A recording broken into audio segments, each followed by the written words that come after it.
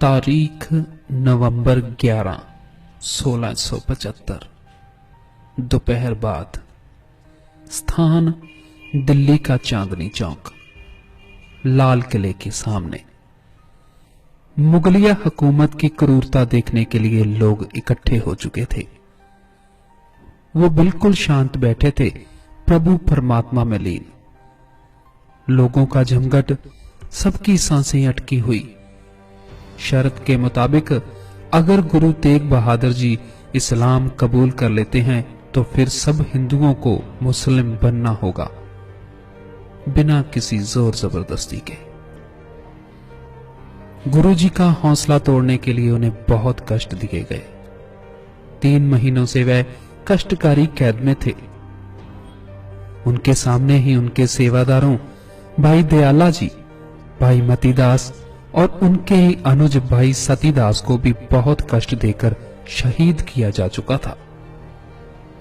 लेकिन फिर भी गुरुजी इस्लाम अपनाने के लिए नहीं माने। औरंगजेब के लिए ये इज्जत का सवाल था। क्या वह गिनती में छोटे से धर्म से हार जाएगा?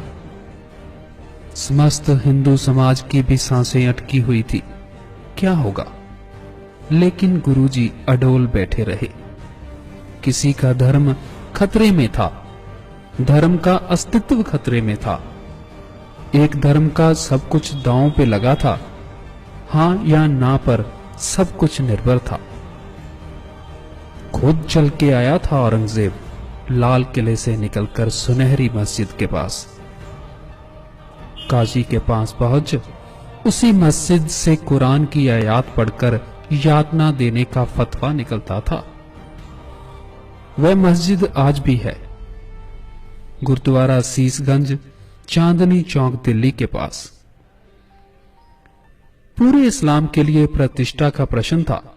आखिरकार जालिम जब उनको झुकाने में कामयाब नहीं हुए तो जल्लाद की तलवार चल चुकी थी और प्रकाश अपने स्रोत में लीन हो चुका था। ये भारत के इतिहास का एक ऐसा मोड़ था जिसने पूरे हिंदुस्तान का भविष्य बदल के रख दिया था। हर दिल में रोष था।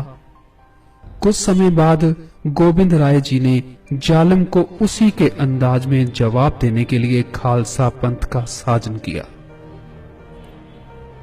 समाज की बुराइयों से लड़ने के लिए, जो कि गुरु नानक देव जी ने शुरू की थी, अब गुरु गोविंद सिंह जी ने उस लड़ाई को आखिरी रूप दे दिया था। दबा कुचला हुआ निर्मल समाज अब मानसिक रूप से तो परिपक्व हो चुका था, लेकिन तलवार उठाना अभी बाकी था।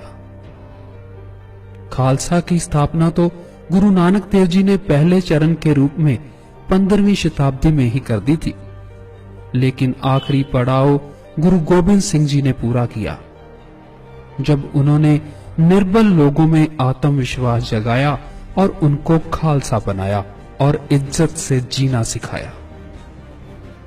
निर्बल और असहाय की मदद का जो कार्य उन्होंने शुरू किया था वह निर्विघ्न आज भी जारी है। गुरु तेग बहादुर जी, जिन्होंने हिंद की चादर बनकर तिलक और जनेऊ की रक्षा की, उनका एहसान भारतवर्ष को नहीं भूलना चाहिए। जरा एकांत में बैठकर सोचें, अगर गुरु तेग बहादुर जी अपना बलिदान ना देते तो हर मंदिर की जगह एक मस्जिद होती और घंटियों की जगह अजान सुनाई दे रही होती।